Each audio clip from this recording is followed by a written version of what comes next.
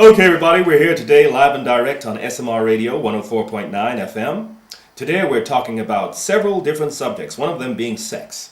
I'm sure most of our listeners out there will be familiar with this topic, but are a little embarrassed or afraid, inhibited, and anxious when it comes to talking about it. We'll also be talking about relationships, politics, and the latest trends nowadays. We have some special guests that will be including people like Jackie Mason, Billy Connolly, Arnold Schwarzenegger, and many more. They'll be giving their opinions, and you can call the radio station and ask our guests questions if you would like. Okay, Mr. Jackie Mason, would you like to tell us your opinions about this very touchy subject? I have the highest respect for this country, and I keep saying it till I leave the building. You see, over here in this country, the mores are a little different. The lifestyle's a little different.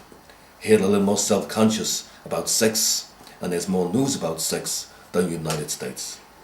United States, everybody fools around. Women still pretend that they don't, that they almost do, that they're about to, that they're trying to. They're not ready to, it's not nice. What time, it's up to you. Maybe we'll fix something. They still don't fool around on the first date. First date is not nice. Second date, I'll take a chance. They convince themselves on the first date they hardly know you. The second date, oh, why not? Now I know you better. How much better do you know a person on the second date than the first one? That philosophy is the biggest fraud in the world, and it's just sometimes a guilt complex that women have about sex. So they convince themselves on the second date they know you. It's the symbolism of the second date. They don't know you better. How do you know a person better because it's a second date? All you know is the guy made 2 trips. All you know is that he went home, then came back. He knows you better, the taxi driver knows you better. You understand this? But she convinces herself he came back because he respects me. That word respect. Who comes back to a goyle out of respect? Out of respect you go to a funeral, not to a goyle. He already made an investment on the first date, so he's coming back to collect. On the first date, every man should know he's wasting his time on the first date. You're wasting your time on the first date. That's when I go, I say, hello, that's one, then I go home. Okay, that's very insightful, Mr. Mason. And any callers want to add to what Jackie has just said? Hello, caller. What's your name and where are you calling from? Yes, well, my name is Chris Eubanks, and I'm calling from Brighton. I would like to say that sex is a waste of time if you don't practice safe sex. When I have safe sex with my missus, I make sure I wear plenty of protective clothing like helmet, Dr. Martin boots and leather trousers, goggles, thermal underwear, etc. Okay, Chris, thank you.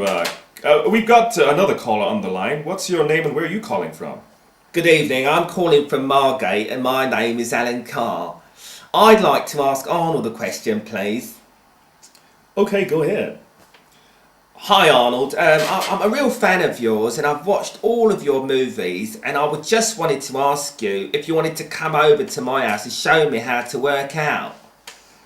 I don't do such things today, but if you can call me tomorrow, I might be able What to... sort of sex partner do you like? Passionate, fiery, blonde hair, long legs? What really rocks your boat?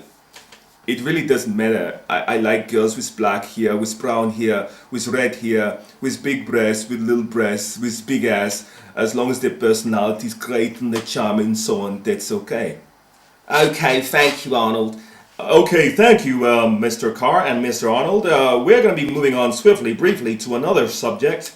Maybe we'll come back to that topic later, Arnold. Okay, thank you. I'll be back. Hasta la vista, baby. So I've had a lot of emails lately about the Iraq War and whether we should send our troops over there to fight and lose their lives. So the question is, would you fight in the war to defend Queen and country? Okay, we've got another caller here. What's your name and where are you calling from? Hi, my name's Richard and I'm calling from Liverpool. Welcome. What do you say? Alright, Arkid, well, are you talking about the war, like? Yes. And would I join the army to defend Queen and country? Yes. Well, mate, I wouldn't go to bloody Iraq or Afghanistan, but if the Germans landed in Dover and they were going to bomb my family, I'm going to protect my family, like. I don't give a... Caller, please mind your language. Alright, kid, I'm sorry. I don't normally swear, mate. This war is getting on my nerves. It's been dragging on too long now. Would you like to put a question to one of our guests in the panel? Yes, I'd like to put a question to Billy Connolly. Why he thinks this war is bloody on and what it's all about. First of all, I'd like to say I'm not going to be politically correct. Political correction is the language of cowardice. You call skint people fiscally challenged. They're skint. No! There was only two things I learnt about the Gulf War and this war. Is that you have smart bombs and friendly fire. Smart bombs are f***ing smart. These f***ing things turn up in a taxi. Bombogram. Can you imagine? You've been shot at close range. Shrapnel wounds in your legs and your arms. Your internal organs are hanging out by a thread. And you've got the consolation of knowing your f***ing friend did it to you. War would never happen in countries like Britain and America if they didn't arm other little countries in the f***ing world with weapons like Iraq and Pakistan. All these f***ing guys are fighting about is the f***ing arms that they've been given by these f***ing bigger countries like America. That's the only f***ing reason why f***ing war is starting and carrying on for so f***ing long. It's getting so f***ing boring now. Okay, caller, thank you for your contribution to the show. We got another caller waiting on the line. What's your name and where are you calling from? My name is Mr. Button and I'm calling from Albarton in London. I would just like to say that I'm not one bit understanding or agreeing with what Mr. Connolly was saying about the Pakistani people. We did not have anything to do with the war. We are innocent people being. We have peaceful life we are enjoying. We are not doing anything to aggravate anybody and we don't intentionally wanting to be buying arms from anybody. But these people, the America and everybody, like Britain, example, they are giving arms to us for very cheap. We are buying these arms and we are also, because we have them building up in our stock, we are using them.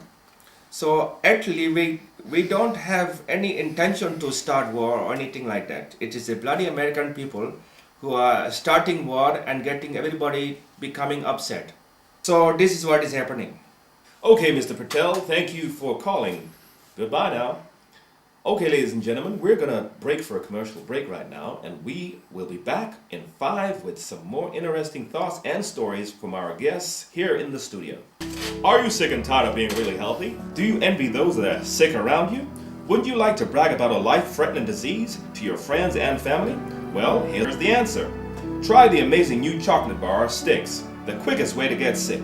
Sticks is loaded with harmful chemicals such as DDT, growth hormones, antibiotics, white sugar, hydrogenated oils that cause heart attacks, animal filth such as rodent feces, parts of insects, and many other toxins, all of which cause diabetes, cancer, arthritis, high blood pressure, headaches, nausea, and, of course, death.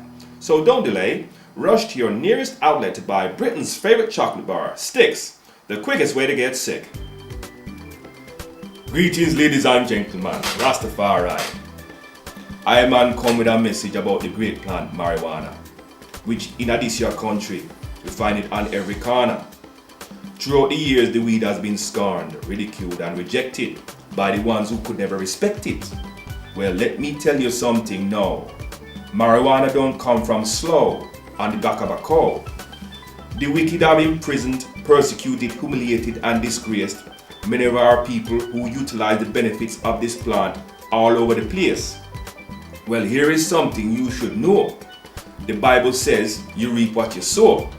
Nobody take this thing as joke, because the herb is not something you're supposed to smoke. Whatever you do, don't mix it with tobacco, or you will soon end up like Michael Jacko. Marijuana is a herb you can have when you make it as a tea. If you do it like me, it can be good for circulation, frustration, respiration. Some people even say it's good for desperation. You can use it to clean the blood. It can even stop you from falling in the mud. Some people eat it as a food, and let me tell you, it can soon balance your mood. So, before you end up in the doctor's surgery, go pick some weed from your nearest ganja tree. Okay, everybody, we're back here on SMR Radio, and we're here talking about sex. We've covered this subject very deeply, and we're now going to be going into some other related topics. So the floor is open for anybody who wants to ring up and ask us any questions. Billy Connolly, I believe you have a question. Well, my auntie was admitted to hospital a few years ago. She had a tracheostomy. That's where they put that hole in your neck to make you breathe better. My question is, if putting a hole in someone's neck is the right thing to do when they have a bit of trouble breathing, then in that case, can we use that same modus operandi to, like, get rid of problems such as colds, emphysema and flu when they have problems breathing?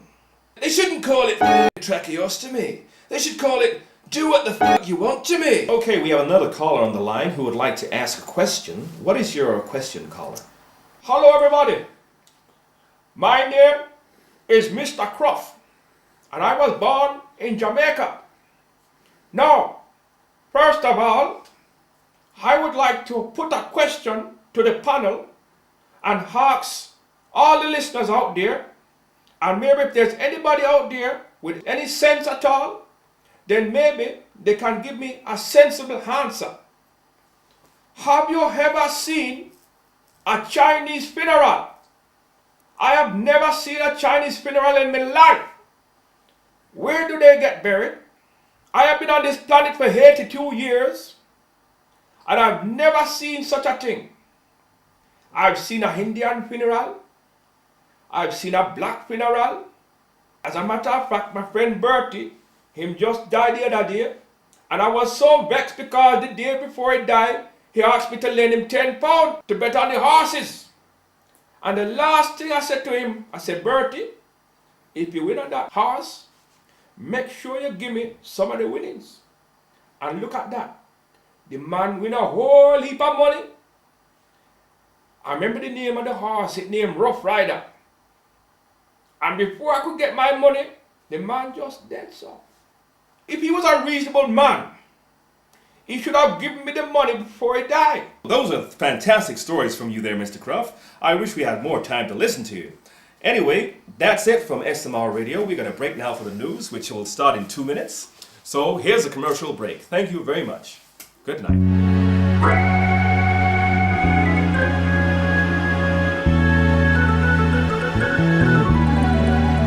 Row, far, entertain,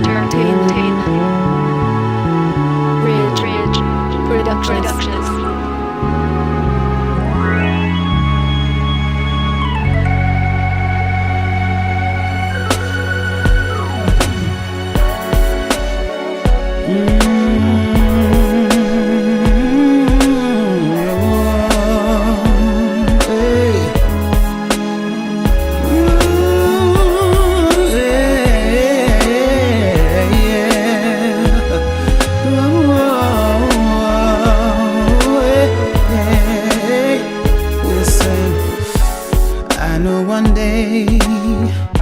Good fortune will come for me as long as I pray.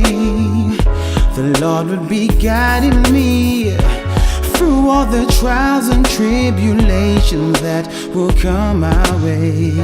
I gotta be ready for anything or I just won't last a day. I'm gonna do whatever it takes to make it all come my way. I'm gonna work hard every day. I'm gonna make it through the storm. I'm gonna do whatever it takes to make it all come my way. Come my way.